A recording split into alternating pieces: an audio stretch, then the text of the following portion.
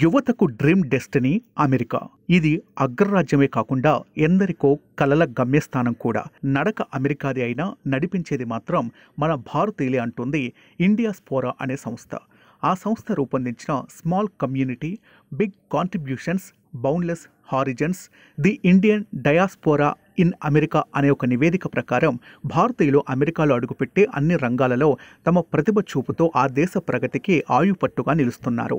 ఒకప్పుడు కేవలం H1B visa మీద వృత్తి నిపుణులు మాత్రమే వస్తే ఇప్పుడు టెక్నాలజీతో పాటు ఆతిథ్య రంగం, వ్యాపార రంగాలలోనూ మనవారు సత్తా చాటుతున్నారు. అంతేకాకుండా అక్కడ అత్యధిక ట్యాక్స్ పేయర్స్ కూడా మనవారే. అమెరికాలో ఇండియన్ డయాస్పోరాకు 51 లక్షల మంది ప్రవాస భారతీయులు, భారత సంతతికి చెందిన వారు ప్రాతినిధ్యం వహిస్తుండగా అమెరికా జనాభాలో వీరి వాటా 1.5% ఉంది. అమెరికాలో ఉన్న 648 యూనికార్న్ స్టార్టప్లలో 72 స్టార్టప్లు భారత్ నుండి వెళ్లిన వారివే.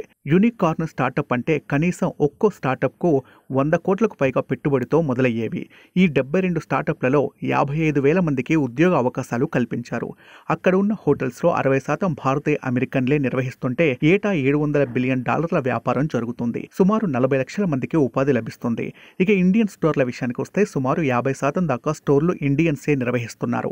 ఇక భారతీయ అమెరికన్లు ఏటా $300 బిలియన్ పన్నులు చెల్లిస్తున్నారు. ఇక మన వాళ్ళు చేసే ఖర్చు ఏటా $450 బిలియన్ వరకు ఉండగా అమ్మకం పన్ను రూపంలో వచ్చే మొత్తం అమెరికా ఆర్థిక వ్యవస్థకు ఇది అతిపెద్ద చోదక శక్తిగా ఉంది.